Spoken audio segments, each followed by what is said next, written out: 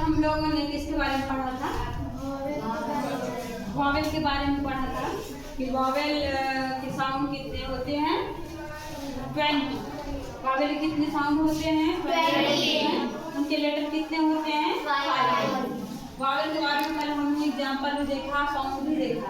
आज हम लोग किसके बारे में पढ़ेंगे? कॉन्सोनेंट। कॉन्सोनेंट मीन्स क्या होता है? व्यंजन।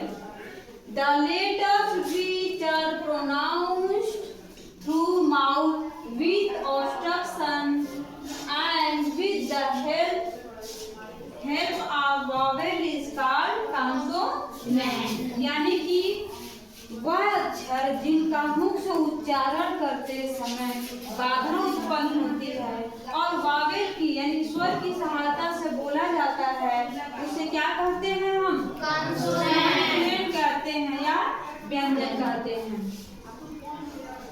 एग्जाम्पल बी सी डी, यानी कि बी से लेकर के जेड तक, किसको छोड़ करके?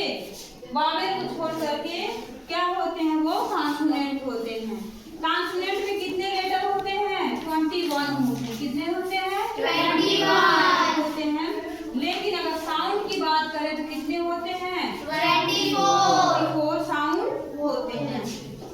जैसे अगर हम पैरट लिखते हैं, यानी मान लो सी है, सी से हम क्या लिख देंगे? Cat, CAT cat. तो यहाँ जो सी है ये किसका साउंड दे रहा है? ये हमारा स का भी दे रहा साउंड और क का भी साउंड दे रहा है, यानी कि 2 साउंड हुआ।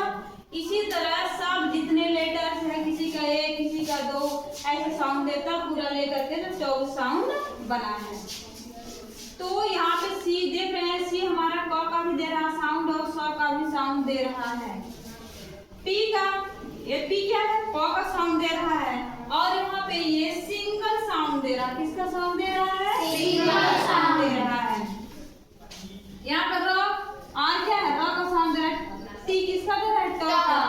लेकिन यहाँ की जो टी है, टी और आर, इसको हम पढ़ेंगे ट्र। क्या पढ़ेंगे? ट्र पढ़ेंगे। ये ट्र टी आर से क्या बना है? ट्रेन। इसको हम ट्र पढ़ेंगे, जिसमें 2 साउंड छिपा हुआ है, एक पूरा छिपा हुआ ट और एक र छिपा, वो आधा छिपा हुआ है। तो एक जिसमें एक पूरा साउंड हो और आधा साउंड हो, वो हमारा कॉन्सोनेंट क्लस्टर कहलाता है। क्या कहलाता है? कॉन्सोनेंट कहलाता है। अगर हम कहें क्या, इसमें एग्जांपल अगर हम देखें, कहें अगर हम, ये क्या है? ब्र हो जाएगा। ब्र कितने साउंड छिपे हैं इसमें? 2। एक ब है और एक क्या है? आधा र। तो ब्र से क्या बन जाएगा? ब्रश बन जाएगा। क्या बनेगा? ब्रश बन जाएगा। और क्या बन सकता है? ब्रदर बन सकता है। ब्रदर क्या बन सकता है? ब्रदर। क्लियर है? Yes ma'am. तो ये हमारा सिंगल साउंड रहेगा तो ये कॉन्सोनेंट साउंड हो जाएगा। ठीक है, एक सिंगल रहेगा कॉन्सोनेंट साउंड, और जिसमें डबल साउंड रहेगा, जिसमें एक पूरा एक आधा, तो उसको हम कॉन्सोनेंट क्लस्टर बोलेंगे। एक और देखो, सी एच से हमारा क्या होता है? ये भी 2 साउंड देता है, इसको हम च पढ़ते हैं। इसका च साउंड भी होता है और उसका क साउंड होता है। च क दोनों साउंड होता है।